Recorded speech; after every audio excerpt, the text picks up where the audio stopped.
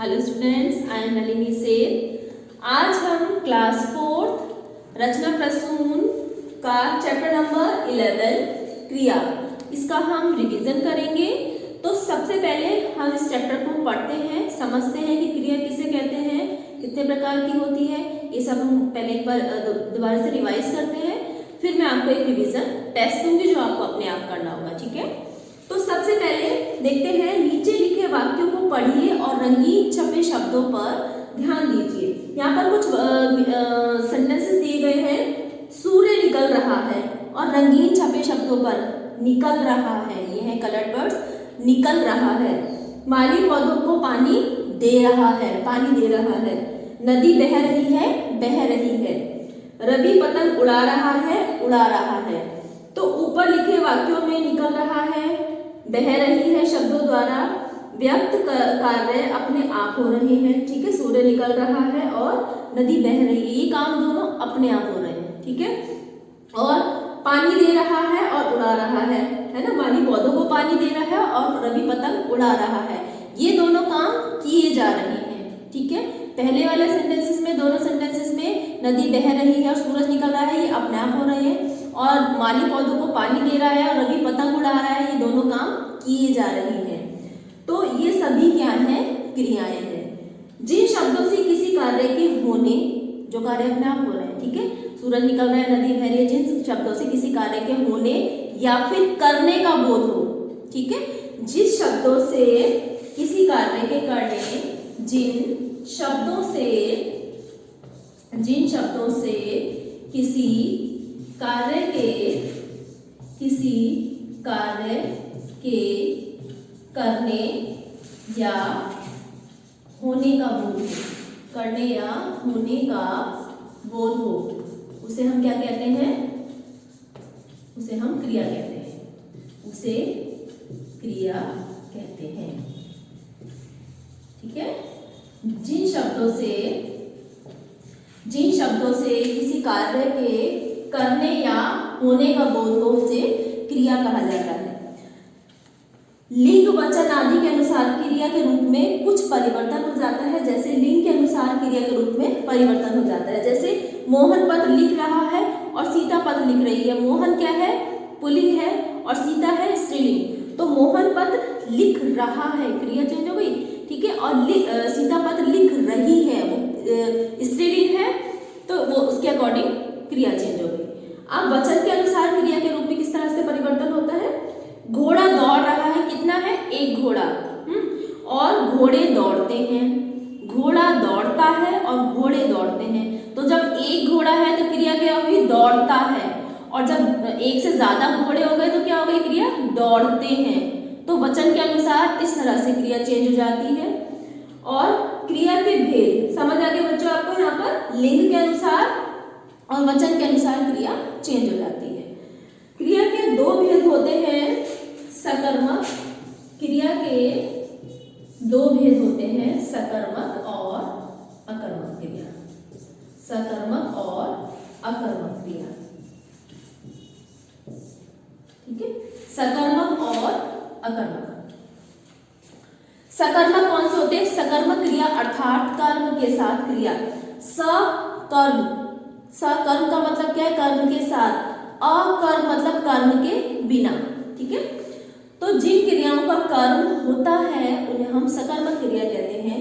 जैसे रवि साइकिल चला रहा है और रीना गाना गा रही है। तो इन वाक्यों में साइकिल और गाना क्या है, कर्म है। अकर्मक कौन सी होती है, अकर्मक अर्थात कर्म के बिना क्रिया।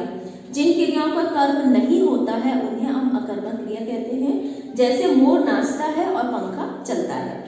बच्चों, वाक्यों में क्रिया के आगे क्या अथवा किसे लगाकर प्रश्न करने पर यदि उत्तर में कुछ प्राप्त होता है तो सकर्मक क्रिया, और नहीं प्राप्त होता है तो अकर्मक क्रिया। इन्हें हम निम्नलिखित उदाहरणों से पढ़ते हैं। जैसे शेर दहाड़ता है, शेर दहाड़ता है। अब इसमें क्रिया क्या है, दहाड़ता है। यहाँ पर देखिए एक सेंटेंस हमने लिखा, शेर दहाड़ता है। अब इसमें क्रिया क्या है, ये क्रिया है दहाड़ता है। इससे पहले हम क्या लगा देंगे, क्या। शेर क्या दहाड़ता है, हमें कोई आंसर नहीं मिला, कुछ नहीं, तो ये है अकर्मक क्रिया। ठीक है, चिड़िया दाना चुगती है। अब दूसरा क्वेश्चन है, चिड़िया दाना चुगती है। अब इसमें क्या है, क्रिया चुगती है। हमने बताया था कि क्रिया से पहले क्या और क्यों लगाकर अगर हम क्वेश्चन करते हैं तो हमें पता चल जाता है कि सकर्मक है या अकर्मक। अब इसमें क्रिया है चुगती है। अब अगर हम इससे पहले हम क्या लगाएं, चिड़िया क्या चुगती है, तो हमें आंसर मिलेगा दाना। चिड़िया क्या चुगती है, आंसर मिलेगा दाना। तो ये है सकर्मक क्रिया। जिसका आंसर हमें मिलता है वो सकर्मक और जिसका नहीं मिलता है वो अकर्मक। ठीक है, राम ने रावण को मारा। इसमें क्रिया क्या है, मारा। अगर मारा से पहले हम क्या लगा देंगे, किसे लगा देंगे, राम ने किसे मारा, तो आंसर मिल गया रावण को। सकर्मक क्रिया है। और कलिका नाचती है, इसमें क्रिया क्या है, नाचती है। और इसमें अगर हम नाचती से पहले क्या लगाएंगे, कलिका क्या नाचती है, तो हमें कुछ आंसर नहीं मिला, तो ये है अकर्मक क्रिया। Understood everyone? तो स्मरण रखते हुए देखिए, जिस शब्द से किसी कार्य के करने या फिर होने का बोध होता है उसे क्रिया कहते हैं। क्रिया दो प्रकार की होती है, सकर्मक और अकर्मक। सकर्मक क्रियाएं वे होती हैं जिन्हें कर्म की आवश्यकता होती है, और अकर्मक क्रियाएं वे होती हैं जिन्हें कर्म की आवश्यकता नहीं होती है। Is that clear everyone? Chapter आपको क्लियर हो गया होगा, समझ आ गया होगा। अब मैं आपको इसका एक रिवीजन टेस्ट देती हूँ जो आपको अपने आप करना है। तो everyone take out your notebooks and start writing revision test. चलिए इसका हम एक रिवीजन टेस्ट देखते हैं।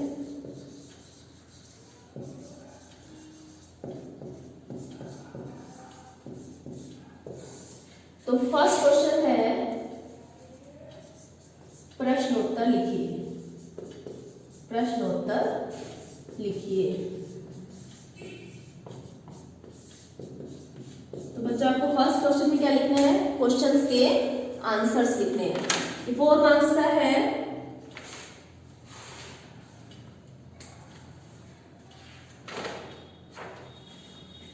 सकर्मक फर्स्ट क्वेश्चन है, क्रिया किसे कहते हैं, क्रिया किसे कहते हैं, यह कितने प्रकार की होती है, यह कितने प्रकार की होती है। ठीक है, और नेक्स्ट क्वेश्चन है, सकर्मक व अकर्मक, सकर्मक व अकर्मक क्रिया में, सकर्मक व अकर्मक क्रिया में उदाहरण सहित अंतर स्पष्ट कीजिए। उदाहरण सहित अंतर स्पष्ट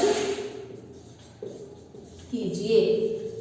ठीक है, सकर्मक व अकर्मक क्रियाओं में उदाहरण सहित अंतर स्पष्ट कीजिए। ये 2 क्वेश्चंस हैं जो आपको करने हैं, उसके बाद देखेंगे। फर्स्ट क्वेश्चन है, क्रिया किसे कहते हैं, कितने प्रकार की होती है। दूसरा, सकर्मक व अकर्मक क्रिया में उदाहरण सहित अंतर स्पष्ट कीजिए। ठीक है, सकर्मक और अकर्मक क्रिया को पहले आपको इसकी डेफिनेशन लिखनी है और फिर एग्जाम्पल देकर इनको लिखना है। ठीक है, नेक्स्ट क्वेश्चन है, उपयुक्त क्रिया शब्दों द्वारा खाली जगह भरिए। उपयुक्त क्रिया शब्दों द्वारा, उपयुक्त क्रिया शब्दों द्वारा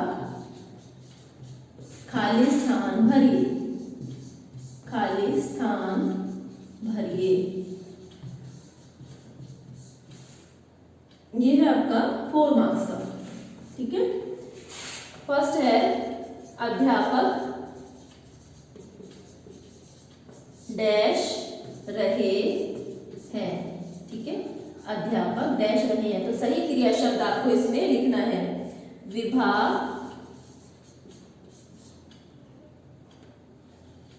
टीवी डैश रही है। नेक्स्ट, धोबी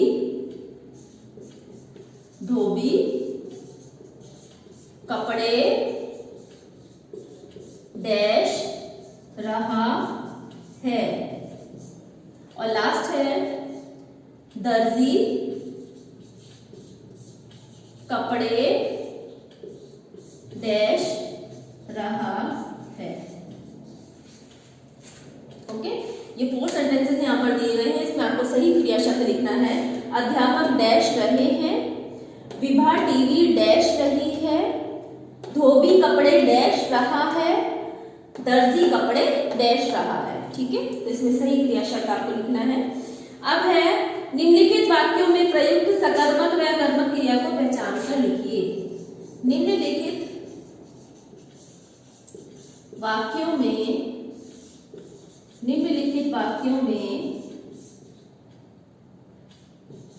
प्रयुक्त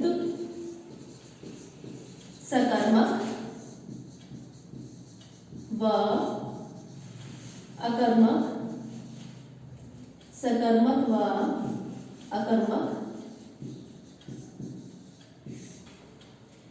क्रिया को पहचान कर लिखिए। क्रिया को पहचान कर लिखिए। आपको ना इन सेंटेंसेस में सही क्रिया को पहचानना है कि इसमें कौन सी क्रिया यूज हुई है, और फिर आपको लिखना है। फर्स्ट है, चिड़िया चहकती है। चिड़िया चहकती है, कौन सी क्रिया है इसमें, कौन सी क्रिया का प्रकार है इसमें। ठीक है, 2 प्रकार की क्रियाएं होती हैं, तो कौन सी क्रिया इसके अंदर आएगी आपको लिखना है।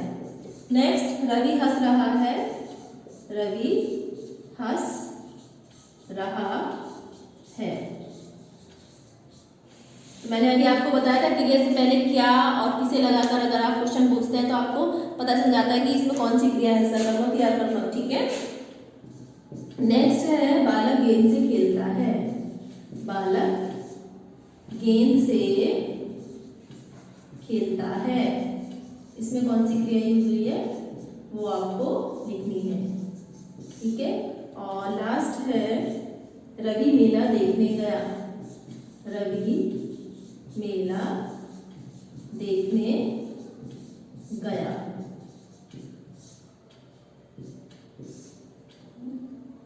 ठीक है, ये 4 सेंटेंसेस हैं जिसमें आपको क्रिया लिखनी है कि कौन सी क्रिया का प्रयोग किया गया है। तो फर्स्ट क्वेश्चन था हमारा,